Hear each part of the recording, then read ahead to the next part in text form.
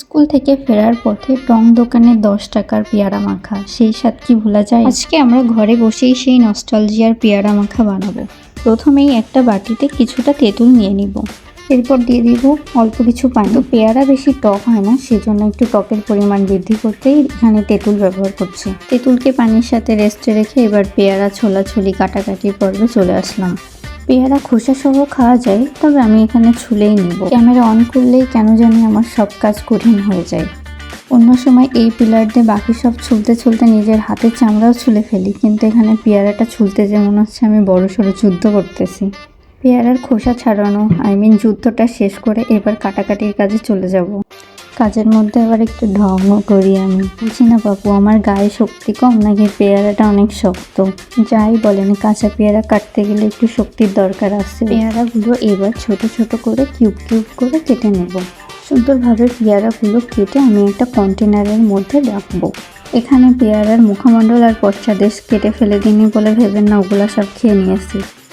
ওগুলো আমি অফ ক্যামেরায় বেছে বেছে ফেলে দিয়েছি। পেয়ারা কাটা শেষ করে এবার আমি যাব 2টা শুকনা ঝাল পুরাতে। টকটক মাখামাখি খাবারে শুকনা ঝাল না হলে চলে? ভাজা শুকনা ঝালের থেকে পুরা শুকনা ঝালের ঘ্রাণে যে একটা নাকে সুরসুর করে একটা হাসি হাসি ভাব হয়, খুবই ভালোই লাগে। ঝাল পুরানোর কাজ শেষ করে এবার যেতে হবে মশলা বানাতে। ব্লেন্ডারের মধ্যে আমি খুবই সামান্য সাদা সরিষা দিয়ে দিব। এর মধ্যে দিব সেই পুড়িয়ে রাখা শুকনা ঝাল, সাথে একটা কাঁচা মরিচও দিব।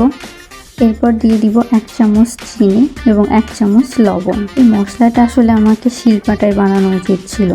এখানে ব্লেন্ডারে দেওয়ার কারণে সরিষা ভালো মিহি হয়নি, টেস্টটা খুব বেশি ভালো আসেনি। আমি আগে যতবারই বানিয়েছি সাধারণত শিলপাটায় এই মশলাটা বেটে নিয়েছি, সেই ক্ষেত্রে স্বাদটা অনেক বেশি ভালো আসছে।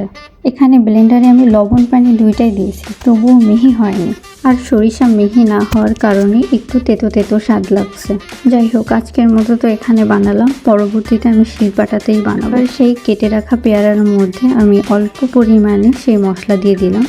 এবার ভিজিয়ে রেখেছিলাম যে তেঁতুল, সেটাকে চটকে তেঁতুলের দানাগুলো ফেলে আমি রসটুকু নিয়ে এই কন্টেনারের মধ্যে দিয়ে দিলাম। এবার আর কাজ কি, ঝাঁকিয়ে ঝাঁকিয়ে মাখাতে হবে। এই মাখানোর কাজটা হাত দিয়ে করলেই ভালো হয়, কিন্তু যে গরম পড়েছে এই মুহূর্তে যদি এটা করা হয় তাহলে হাত অনেক বেশি জ্বলবে। সেজন্য আমি একেবারে কন্টেনারের মধ্যে ঝাঁকিয়ে ঝাঁকিয়ে মাখিয়ে নিলাম। সরিষাটা মিহি না হওয়ার কারণে টেস্টটা একটু খারাপ আসছে অন্য দিনের তুলনায়, বাট একেবারে খারাপ হয়নি। যাই হোক, আজকে আমি পেয়ারা মাখা খেতে খেতে চলে গেলাম। আল্লাহ হাফেজ।